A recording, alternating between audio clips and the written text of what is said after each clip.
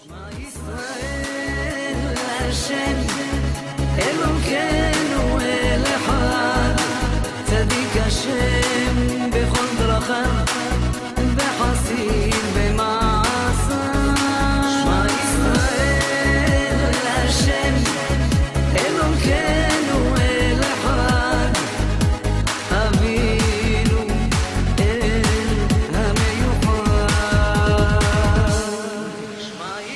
Torah, les mitzvot, c'est l'antidépresseur.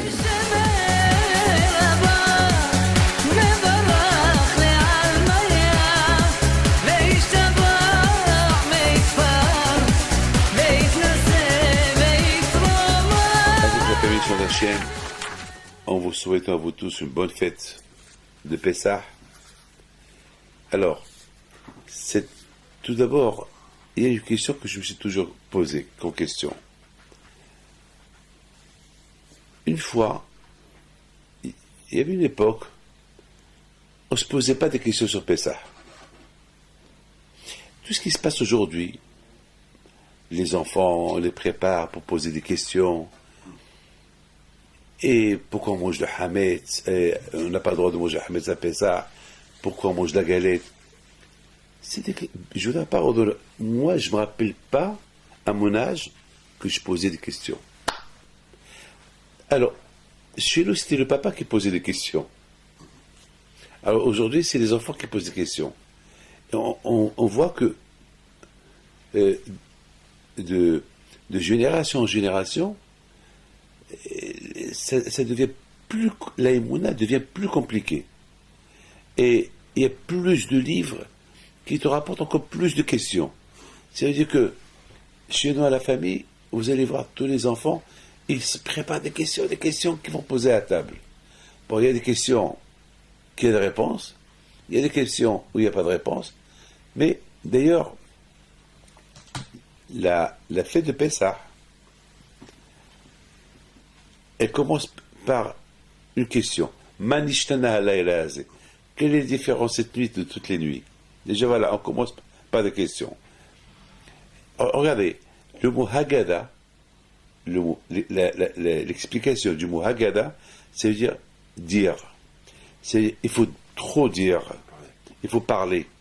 Alors, la question se pose, qu'est-ce qui se passe à notre époque? Pourquoi, à notre époque, il faut parler, il faut dire? Et Bémet, je vais vous dire, moi j'ai 62 ans, je me rappelle quand j'étais jeune, parlant il y a 52 ans, ou il y a, je sais pas, 65 ans, on ne savait pas, même mes enfants, ils ont commencé à poser des questions à table, à Pessah, parce que c'est moi qui leur dis, parce qu'à l'école on leur a préparé à poser des questions. Mais a priori, moi j'ai pas de questions. Moi, j'ai pas de questions.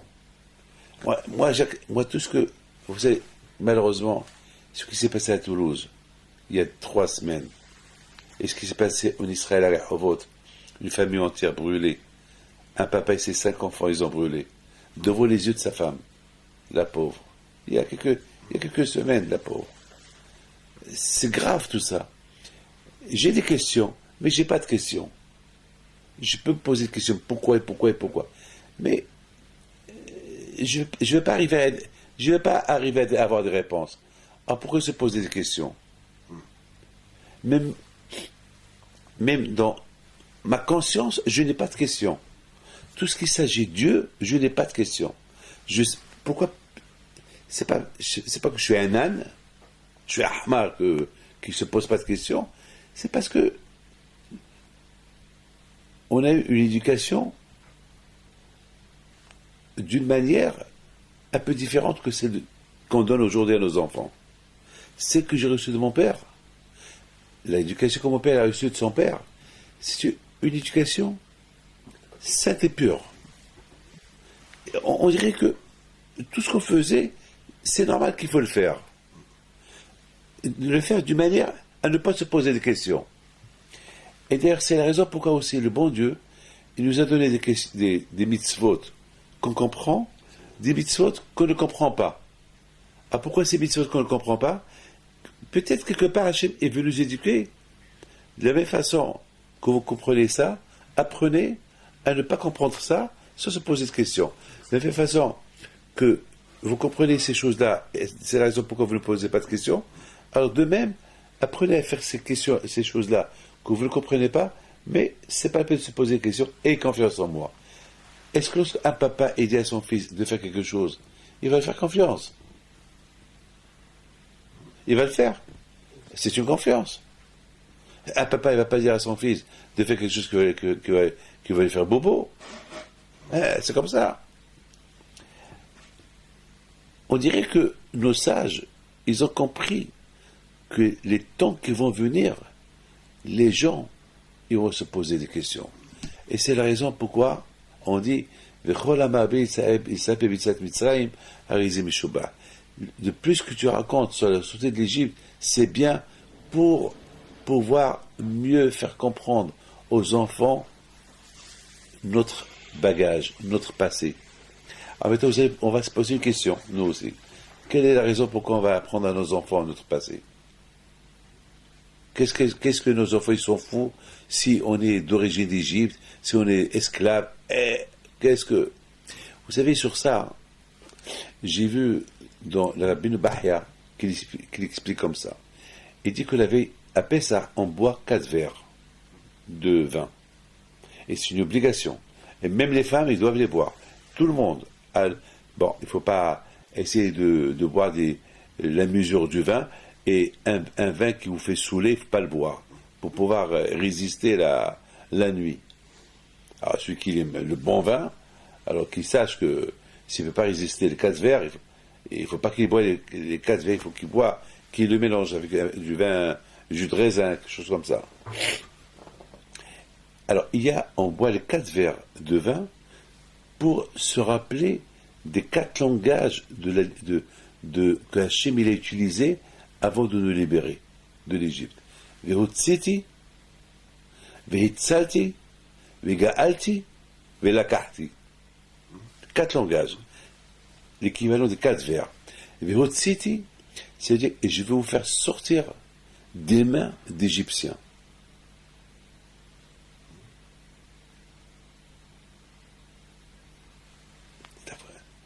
Vehitzalti, et je vais vous sauver. Ça veut dire qu'avant de quitter l'Égypte, vous n'allez plus dépendre de Pharaon.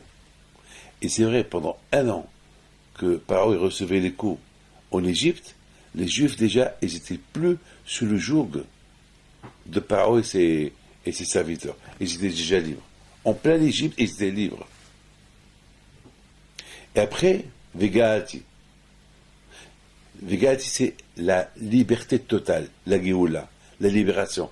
Parce que la vraie libération, et c'est pas faite lorsqu'ils ont quitté l'Égypte, la preuve que Pharaon les a poursuivis après. La vraie libération est venue une fois qu'ils ont traversé la mer. Et que Pharaon il est mort. Et que toute son armée, ils ont été engloutis dans la mer. Alors, et le 4e langage, c'est Velakati, que Hachem nous a pris comme son peuple. Il nous a donné la Torah qui s'appelle l'Ekah, qui est l'Ekahtov Natati Lachem. Donc c'est la raison pour qu'on boit les 4 verres. C'est-à-dire, on boit les 4 verres pour bien comprendre que merci Hachem que tu m'as sauvé du joug égyptien, que je suis plus esclave. Merci Hachem que j'étais déjà libre en Égypte. Je suis arrivé en Égypte autant qu'un homme libre, j'ai quitté l'Égypte autant qu'homme libre. Et merci Hachem que tu m'as protégé jusqu'au bout et que tu as vengé tous ceux qui m'ont fait du mal, Pharaon et son armée. Vegalti. Et après, merci Hachem pour la Torah que tu m'as donnée. Ça veut dire que si on comprend bien que tout ce que Hachem il a fait pour le peuple juif, pour lui donner la Torah. Ça veut dire que les Juifs, ils étaient conscients de la Torah qu'on a reçue. Donc, on va essayer par exemple, de comprendre. Maintenant, on comprend très bien la raison pourquoi on boit ces 4 verres-là. La raison pourquoi on les boit. Mais maintenant, ce qu'on va essayer de comprendre, et c'est la chose qui facile et difficile.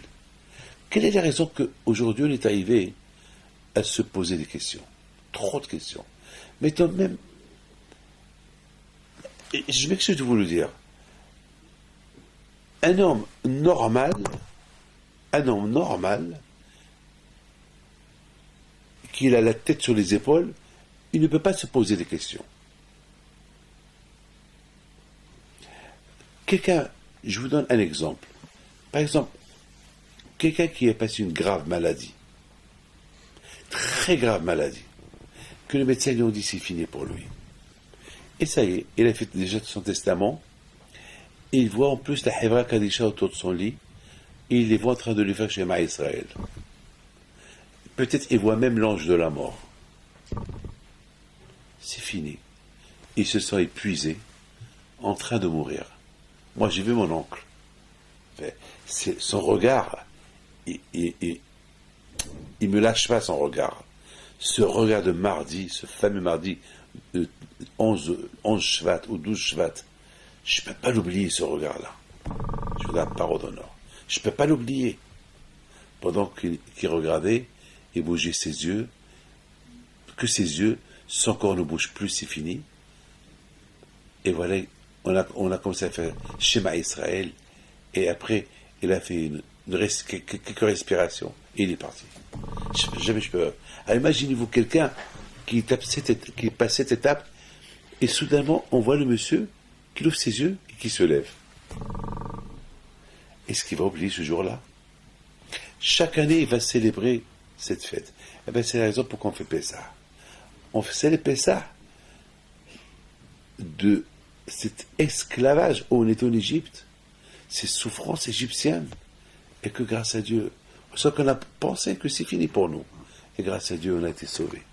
Le bon Dieu nous a libérés, nous a protégés, il nous a libérés, il nous a donné une donation, l'argent et la Torah, et le Shabbat, et un titre.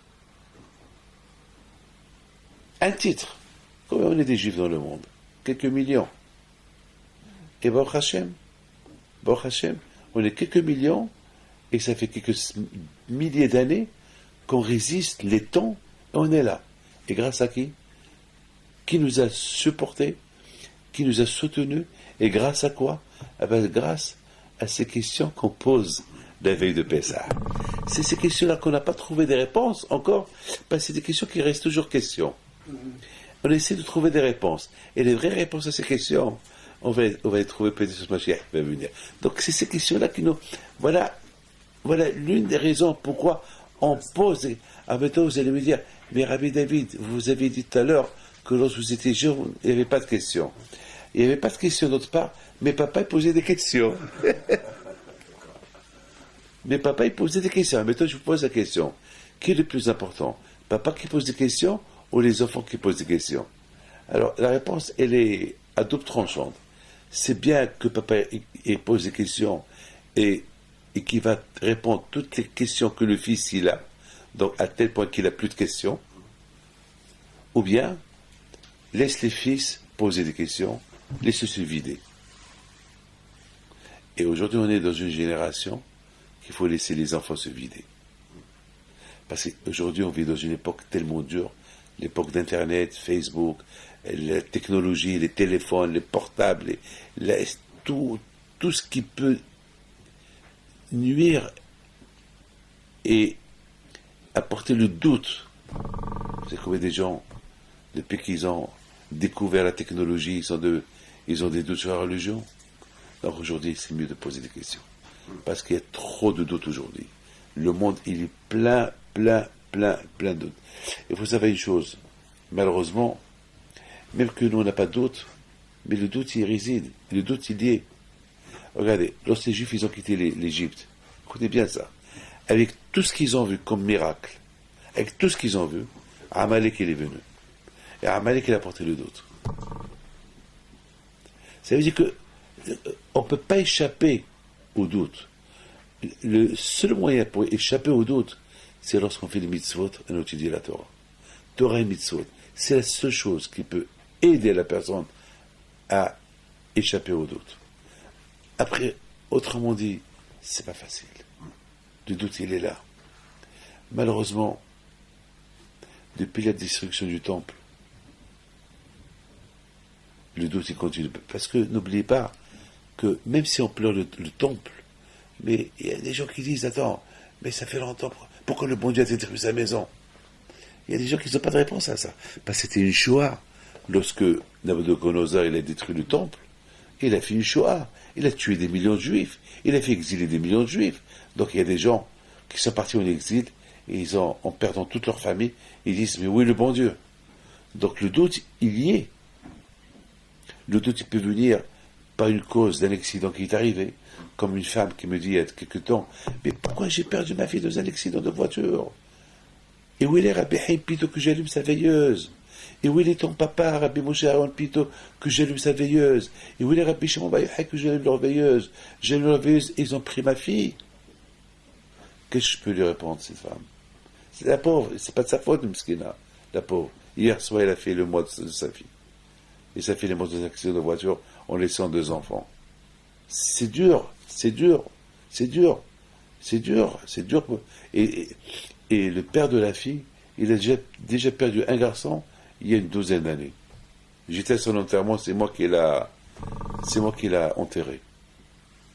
Alors, perdre un garçon qui a 22-23 ans et sa fille qui a 22-23 ans, c'est énorme.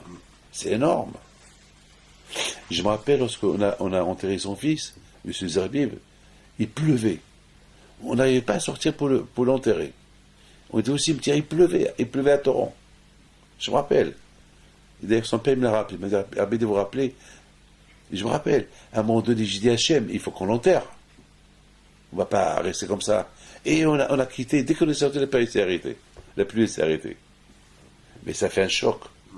La mort du fils il y a 12 ans et sa fille il y a 1 mois, un samedi soir.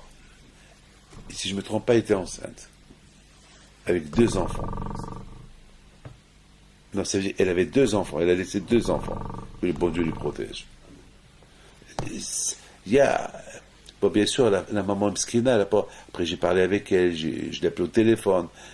Bon, après, elle m'a appelé, elle m'a dit, Rabbi David, excusez-moi. Parce que la pauvre, il faut comprendre, il y a des moments de faiblesse. Mais il y a des gens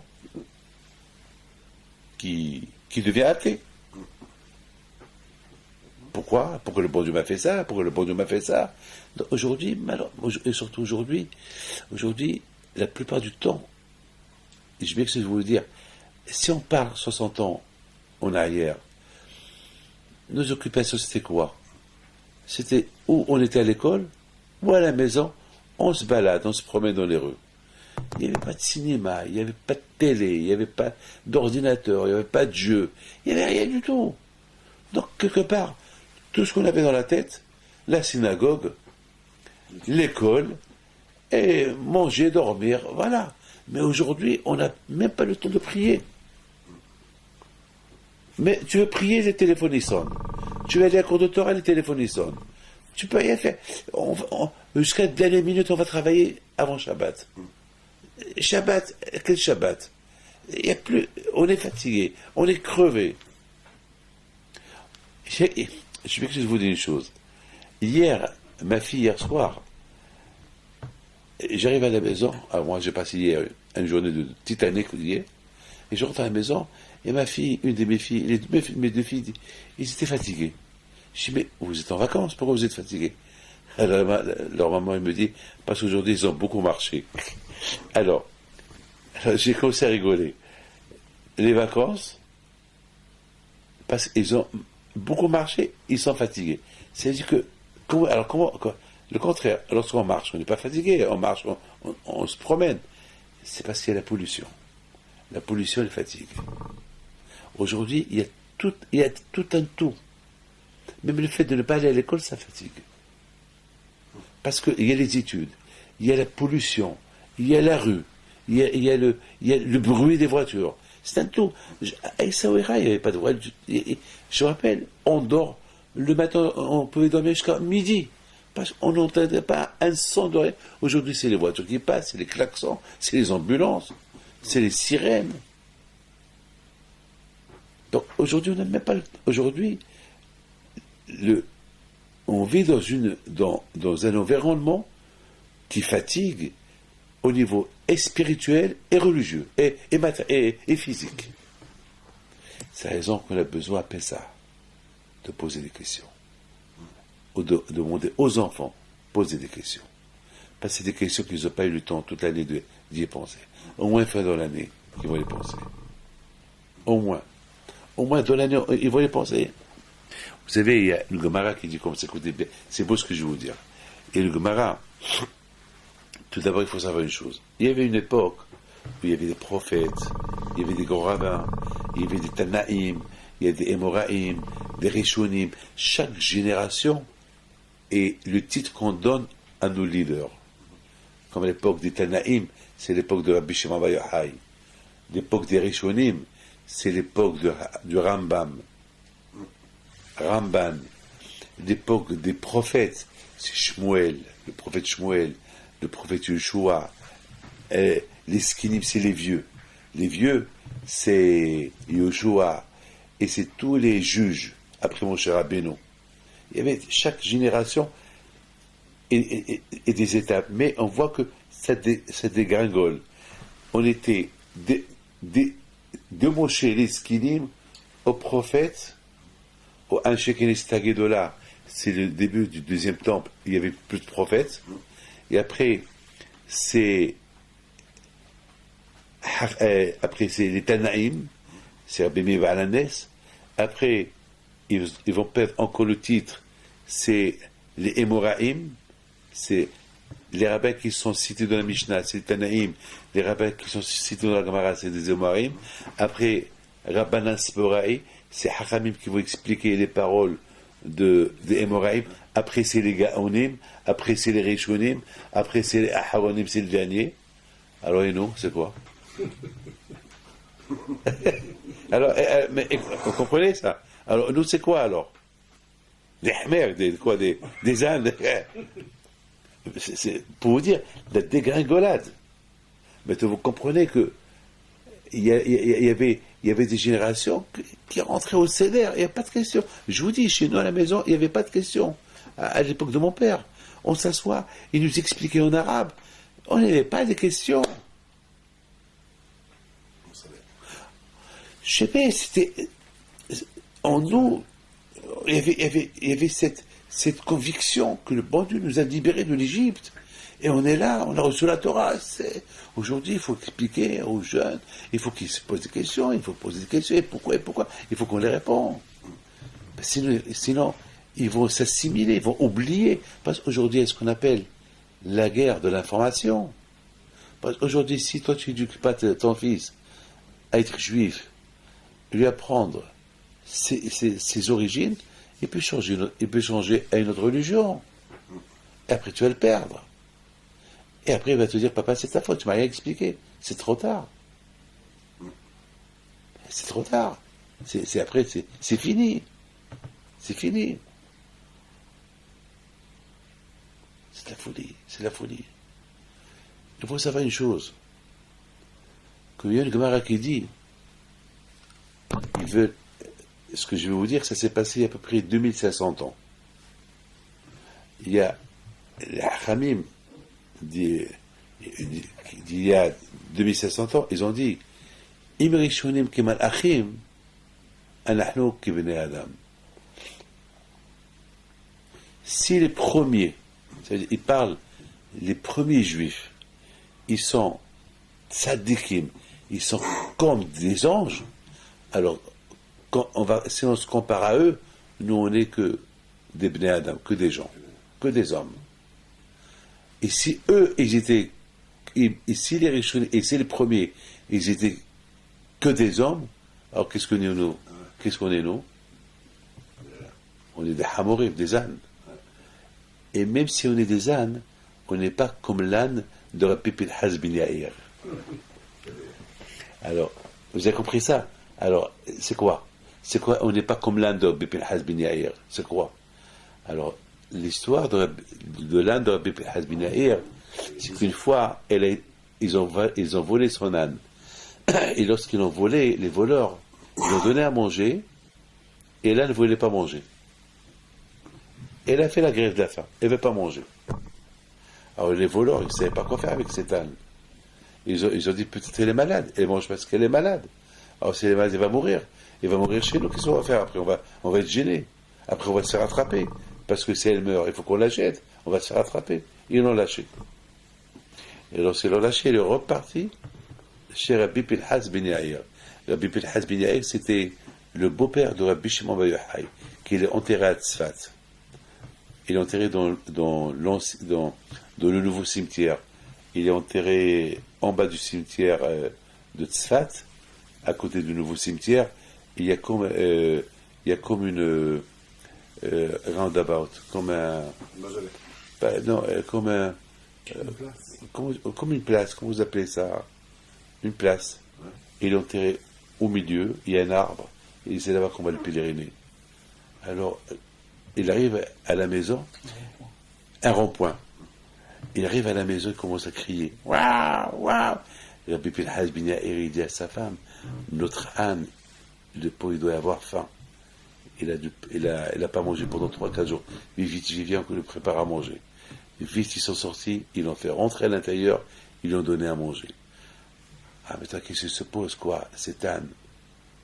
Pourquoi il n'a pas mangé chez les voleurs? Parce que le manger que ces voleurs lui ont donné, c'était du manger volé. C'est que même l'âne, qui n'a pas de cerveau, il n'a pas mangé du manger volé. Alors ça veut dire que alors ça veut dire si l'âne ne mange, il sait que ce manger est volé. Alors non, c'est de la folie. Maintenant je vous pose une question. Comment ce rabbin peut dire, et si nous on est comme des hommes? Non. Si les premiers ils sont comme des anges, nous on est comme des hommes. Et si eux ils sont comme des hommes, alors nous on est quoi? On est comme des ânes. Et même si on est comme des ânes, mais pas comme l'âne de Rabbi Pinhas ben Yair. C'est-à-dire que l'âne de Rabbi Pinhas ben Yair, il est mieux que nous. C'est-à-dire qu'il est mieux que les ânes. Alors comment? C'est quoi ça? Comment vous expliquez ça? Eh bien justement, le bon Dieu, il a créé l'homme avec des ambitions et avec une bihira. Bihira, ça veut dire libre arbitre. Il a donné l'intelligence. Alors avec ton intelligence, tu sais ce qui est bien, tu sais ce qui n'est pas bien. Ah, pourquoi tu fais ce qui n'est pas bien? Regarde cette âne-là. Parce qu'elle a été éduquée chez Rabbi Pinhas ben Yair de manger que du kasher lorsqu'elle a été volée. Et elle, c'est un âne. Et elle a pas de religion. Et tu lui donnes n'importe quoi, elle te le mange. Et comment elle n'a pas mangé de chez eux, de chez ces voleurs-là, du manger volé? Donc elle est mieux que toi. C'est grave ça. Ah, mais là, je vous pose une question. Si nos rabbins d'il y a 2500 ans, ils ont dit sur eux, et se comportent, et se comparent eux, à des ânes, et pas comme l'âne de Rabbi Pinhas ben Yair, alors de cette époque à notre époque, qu'est-ce qu'on est, nous? Donc c'est la raison, et surtout à notre époque où il y a beaucoup de doutes. Donc c'est la raison qu'on a besoin, vraiment, on a vraiment besoin d'enseigner, d'éduquer nos enfants. Pour d'enseigner à nos enfants leur origine, la vraie vérité. Nous, HaKadosh Baruch Hu, il a ancré en nous une nature. Une nature. N'oubliez pas une chose, écoutez ce que je vais vous dire. Vous savez que le prophète il dit que l'âne, tu lui donnes à manger dans un sac. Oui?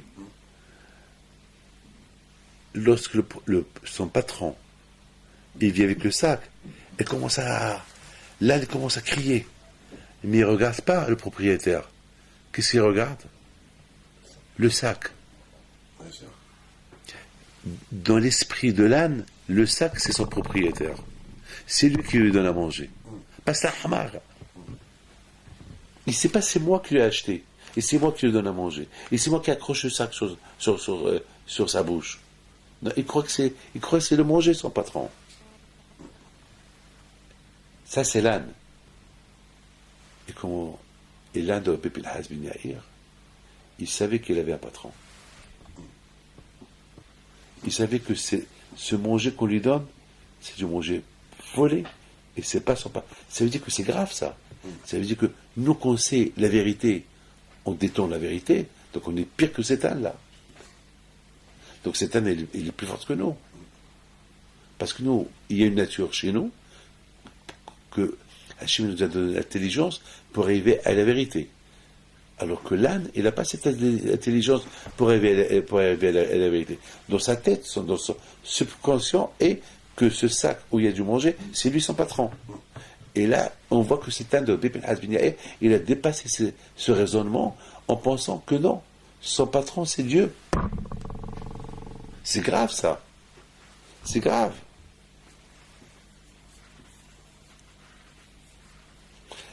Vous savez, cette semaine, j'ai reçu un couple très riche, milliardaire, l'un des plus grands riches du monde. Et j'ai fait le bracha pour qu'il se marie. Je le connais, bon. Et grâce à Dieu, il a rencontré une fille bien.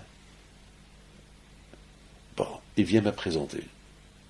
Et je découvre qu'ils habitent ensemble depuis à peu près 1 an. Écoutez bien, écoutez ce que je vais vous dire.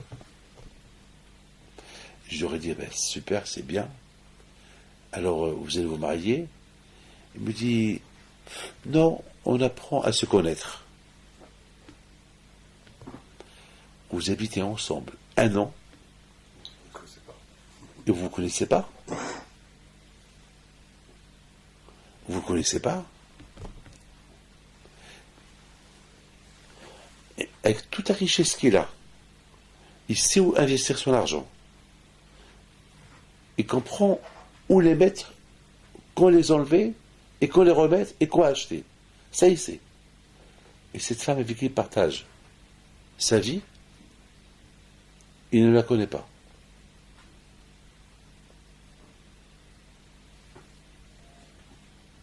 Comment vous expliquez ça?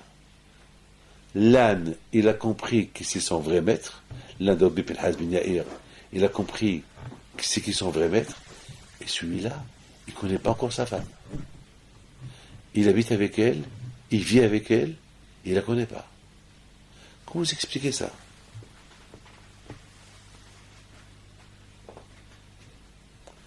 Le pigeon, il reconnaît sa femme, une fois qu'il a charrié, il va rester avec elle toute une vie. Il ne va jamais la tromper. Ils vont rester fidèles l'un à l'autre. Et celui-là, 1 an, il ne la connaît pas encore. C'est grave. Comment vous expliquez ça? Comment vous expliquez ça? Eh bien, c'est que je m'excuse de vous dire, eh ben, c'est ça le terme d'explication de ce Hacham qui dit, si les premiers ils sont comme des malachim, nous on est comme des êtres humains. Et si les premiers ils sont comme des êtres humains, alors nous on est que des hamorim, que comme des ânes, mais pas l'un de et pas comme l'un de Bibn Hazm Yair, parce que l'un de Bibn Hazm Yair, il a dépassé la limite de savoir, de reconnaître qui c'est son vrai patron. Parce que l'âne en général, il croit que le sac où tu lui mets le manger, c'est son patron. Et nous, et nous, avec tout ce que le bon Dieu nous donne qu'on vit, on ne le reconnaît pas. Mes amis, c'est le manque de Hatchamay. C'est le manque de crainte de Dieu. On n'a pas assez de crainte de Dieu. On n'a pas assez. On a un petit trou dans la tête. Un trou, manque de savoir la religion. Alors, je voudrais vous dire, la Torah elle dit dans Parashat Tzav, la Torah elle dit que il y a un korban qui s'appelle korban Ola, le sacrifice de Ola. Il s'appelle Ola. Alors, il y a beaucoup de catégories de korbanot. Il y a beaucoup de catégories de sacrifices. Il y a un sacrifice qu'il est entièrement pour Hachem. Il n'y a rien pour toi, il n'y a rien pour le Kohen. Il y a certains sacrifices, une partie pour le Kohen, une partie pour toi, une partie pour Dieu. Il y a certains sacrifices qu'il n'y a que pour le Kohen et pour Dieu, et rien pour toi. Mais il y a un Korban Ola. Le sacrifice de Ola, il n'y a rien pour toi et pour le Kohen. C'est tout pour Hachem. C'est-à-dire tout coupé, on brûle tout pour Akash Baruch Hu. Parfois c'est long. Parfois il faut le brûler toute la journée, toute la nuit. Parfois c'est long. Ah, maintenant, la Torah est dite save. La Torah est dit, hé, Moshe, il dit à Aaron, ton frère, lorsqu'il s'occupe du sacrifice de Ola, il faut qu'il le fait vite. Il faut qu'il le fait avec amour, avec rapidité. Alors le sage, ils disent pourquoi. Pourquoi ce sacrifice de Ola, la Torah, elle oblige le Kohen à le faire avec amour, avec sourire, avec rapidité, même s'il doit rester réveillé toute la nuit. Pourquoi? La Torah, elle répond, parce que dans ce sacrifice, le Kohen, il ne gagne pas d'argent. Il ne gagne rien du tout. En général, dans tous les sacrifices qu'il fait, il a un gain. Et là, il n'y a rien. Ah, parce qu'il n'y a rien là, je lui dis, parce que je sais que parce que tu n'as rien, tu risques de le faire n'importe comment. Non, il faut le faire. C'est pour moi. C'est de la folie, ça. Comment on peut imaginer que le Kohen, il peut être jaloux du bon Dieu, vouloir une part de ce qui appartient au bon Dieu? Dites-moi, vous pouvez imaginer ça? Hein? On ne peut pas imaginer ça. Eh bien, mes enfants, au moment que tu te lèves le matin, dès que tu te lèves, dès que tu ouvres tes yeux, jusqu'à que tu fais ta prière, tout ce temps-là, il appartient au bon Dieu. Et qu'est-ce qu'on fait? Un café, on va fumer une cigarette, on va avoir les informations, on va lire un journal, et après on va aller faire la prière. Donc tu as volé un peu de temps au bon Dieu. Tu arrives tard à la synagogue. Au lieu que tu arrives à 8 heures, tu arrives à... Le Shabbat, ça commence à 8 heures, et la prière termine à 11 heures. Au lieu de venir à 8 heures du début, et les gens ils arrivent à 10h30, 9h30. Et pourtant, c'est le temps qui appartient au bon Dieu. Tu lui as volé ce temps-là. C'est la raison pourquoi lorsque tu te réveilles le matin, il faut savoir que à partir de mettre jusqu'à la prière, ça appartient au bon Dieu. Il faut le faire vite. Hachem, il a compris que le Satan, il est fort. Tout ce qui appartient au bon Dieu, le Satan, il veut voler un peu de ce qui appartient au bon Dieu. Je pense donner 1000 euros à un pauvre. Après, tu dis, 1000 euros, c'est beaucoup. Je lui donne 500, ça suffit. C'est bon. Tu as bien fait.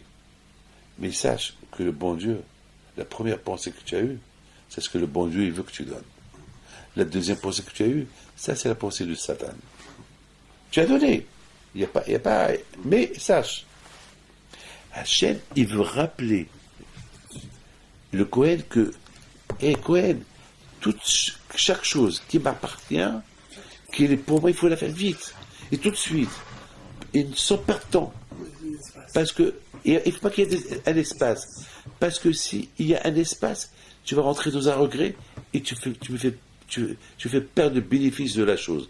Lorsque on t'apporte un Korban Ola, sachant qu'il m'appartient, il faut le faire vite. Sinon c'est dommage, tu vas perdre le bénéfice. Écoutez bien.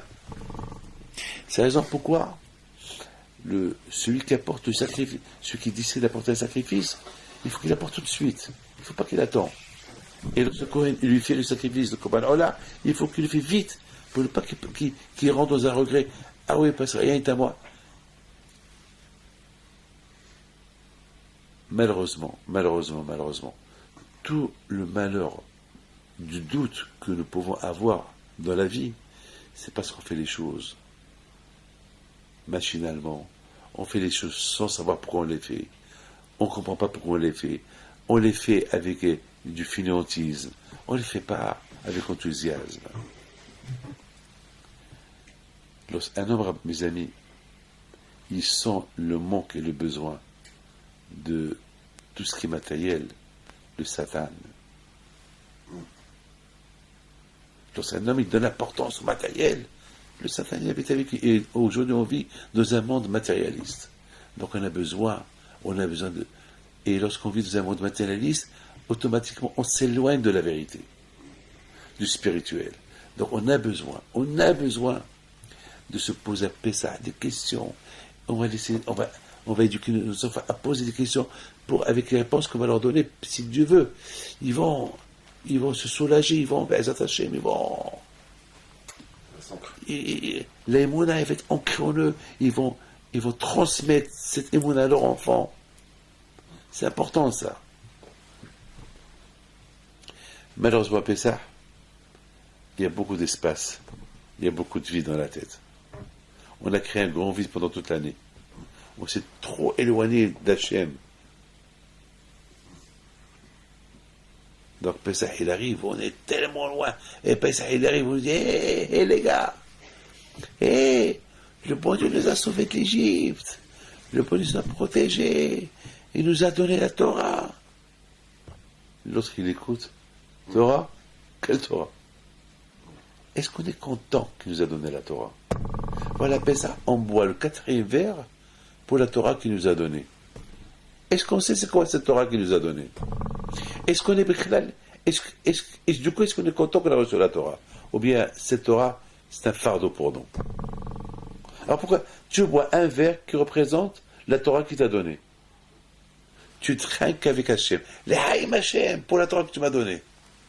Tu rigoles ou quoi? Après, tu sors, tu prends ta voiture et tu t'en vas. Et si Shabbat, il allume une cigarette. Quelle Torah? Il y a un manque. Parce que le manque d'éducation. Et c'est la raison pourquoi, à Pessah, il faut ouvrir la pitié aux enfants. On fait du nettoyage. C'est une fête de Pessah. C'est une fête de nettoyage. Une fête familiale. Une fête de liberté. Une fête du judaïsme. Une fête de préparation pour la Torah. Alors, j'ai pensé à une chose extraordinaire. Regardez. Pessah, Shavuot. Écoutez bien. Pessah et Shavuot. Si je prends les premières lettres de Pessah et Shavuot, ça fait Taf. Pessah. Attends. Non.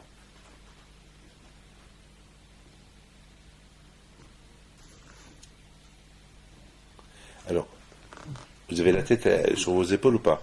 Alors, la première lettre de Pessah, c'est quoi? P. La dernière lettre de Shavuot, c'est quoi? Tav. Shavuot. Tav. Alors, P et le Tav, c'est 480. Et 480 qui représente Lilith, la Touma. C'est le matériel Lilith. C'est la clip à la Touma. Ça, maintenant, si je prends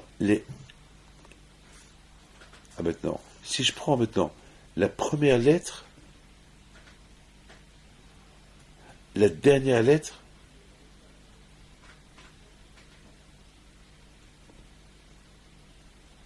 de Pessah, c'est quoi? C'est Het, Pessah. Et la première lettre de Shavuot, Shin, ça fait Shin Het. C'est du verbe Siha, parler. C'est-à-dire que si on veut vraiment faire le saut pour recevoir la Torah, il faut éliminer la klipa. C'est de la Kabbalah ça. Il faut éliminer l'élite. La klipa, Siha, tu devais parler. Il faut beaucoup parler. Et tu parles de quoi? De la sortie de l'Égypte. C'est-à-dire uniquement en parlant de la sortie de l'Égypte, tu vas éliminer tous ces mauvais esprits que tu as dans la tête. C'est un peu de la Kabbalah, ça. C'est-à-dire, pour annuler la clipa de Lilith, il faut beaucoup parler de la sortie de l'Égypte. Pour faire entrer, faire pénétrer la Emouna dans ton cœur. C'est pour ça qu'on dit, tout ce qui parle, tout ce qui parle de la sortie de l'Égypte, c'est bien, c'est beau. Parce que Depuis que je parle sur l'Égypte, tu te prépares pour la sortie, pour préparer la Torah. C'est comme le chemin initial. Hein? Comme au départ, quand on est sorti, on s'est préparé pour recevoir la Torah. Voilà, on s'est préparé pour recevoir la Torah. Voilà, c'est ce que nous on fait. On se prépare pour recevoir la Torah. Exact, le même cercle. Et tout cela à cause de ces générations qui tombent. On tombe. Mais je vous dis quelque chose. C'est des générations dures, mais Hachem, il sait calculer. Il sait que c'est dur d'être juif. Et lorsqu'Hachem voit le sacrifice qu'on fait pour maintenir ce que nous sommes, il est fier de nous. On est considéré mieux que les autres. Bien sûr, il ne faut pas se rappeler ce que j'ai dit, ce rabbin qui a dit, ici, eux, ils sont comme des hommes, nous, on est comme des ânes, et pas comme l'âne de Rabbi Ben Meir. Il ne faut pas arriver à ça, parce que sinon, tout ce qu'on va faire, on va dire, on n'est pas arrivé à être comme l'âne de Rabbi Ben Meir. Non. Ça, c'est avec une anecdote, c'est tout. C'est avec une image. Mais la vérité, qu'aujourd'hui, nous, on est bien placés. Parce que le tzara que nous avons aujourd'hui, c'est pas le tzara qu'on avait il y a 60 ans, il y a 70 ans, où il n'y avait rien du tout. Vous savez que il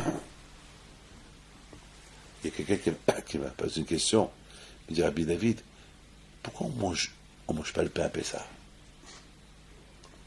Je lui dis, ah bon? Tu l'as mangé? Il me dit oui. Parce que j'ai pas compris pourquoi on n'a pas le droit de manger.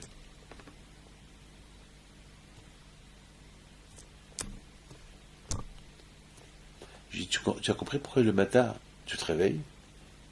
Pourquoi tu ne crèves pas? Pourquoi tu ne meurs pas? Comment ça fait que le matin il ne se lève pas? Il m'a dit, ah ben, Rabbi David, ne me parlez pas de ça, vous voulez me faire peur? Je lui dis non, je ne vais pas te faire peur. Je veux comprendre. Pourquoi tu te poses la question? Pourquoi? Parce qu'il a voulu m'anarguer, vous comprenez? C'est pas quelqu'un qui a voulu comprendre. Il voulait me piquer. Alors, moi aussi, je le pique. Attends, pourquoi lui, il veut m'insulter? C'est pas quelqu'un qui veut savoir, il veut comprendre. Et il veut se moquer de moi. Alors, je ne vais pas lui donner un coup de poing pour le casser ses dents. Alors, je lui dis, dis-moi, pourquoi tu ne poses pas la question que le matin? Et je lui dis, tu sais, j'ai beaucoup peur pour toi. Et il me semble que tu ne vas pas finir l'année. Il me dit quoi? Il me dit, il me semble que... Pourquoi? Ben, je ne sais pas. Il me regarde, et vraiment, il a dit, t'as peur, hein? Je lui dis, mais je veux que tu mets Tchilin. Ah bon? Où sont? Tu les achètes, tu me les amènes. 2 heures plus tard, il vient avec pas de Tchilin. Je dis, t'as peur de la mort, hein? Pour la mort, tu es prêt à mettre des Tchilin, à faire des choses dans lesquelles tu ne crois pas. Dis-moi maintenant, je pose une question. Pourquoi on ne mange pas le pain à Pessah? Je dis, c'est interdit.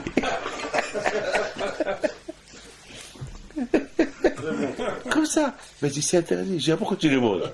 Mais je ne savais pas. Alors, maintenant, qu'est-ce que tu vas faire? Rabbi David, je vous promets. Je voulais le réveiller. Beaucoup des fois. Après, on a fait la paix. Pour le réveiller sa conscience, pas plus. Après, il me dit, Rabbi David, on est dur, on est têteux. Je ne sais pas pourquoi je suis fou. Lui-même, il a commencé à admettre. Mais quand même, mes parents, ils ont respecté. Pourquoi moi? J'ai commencé à me poser. Alors je dis, mon fils, je te pose une question. Est-ce que chez toi, à la maison, vous avez parlé de Pessah? Il m'a dit, jamais. Est-ce que tu sais pourquoi on fait Pessah? Il m'a dit, je ne sais pas. Vous voyez, le pauvre, il veut faire, mais le fait que ses parents n'ont jamais parlé de ça, donc il est arrivé à une idée. Je peux manger le pain Pessah. Qui me dit? Il a fallu que je vienne et je le réveille. Heureusement que la preuve qu'il croyait, parce qu'il ne croyait pas en Dieu, il aurait pu me dire, et toi tu sais que je vais mourir. Et il aurait pu prendre un livre et le jeter sur moi. Mais je savais qu'il n'a pas posé une question. Je savais que Je savais qu'il n'a pas posé une question. Il voulait, il est athée. Il savait qu'il voulait simplement m'énerver, et lui aussi voulait comprendre. Hein?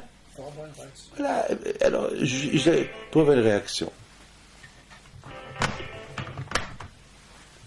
Voilà, mes enfants. Que le bon Dieu vous protège, que Akadosh Baruch Hu vous donne de la santé, et la parnassa qui est la et une bonne fête si Dieu peut passer une très bonne fête.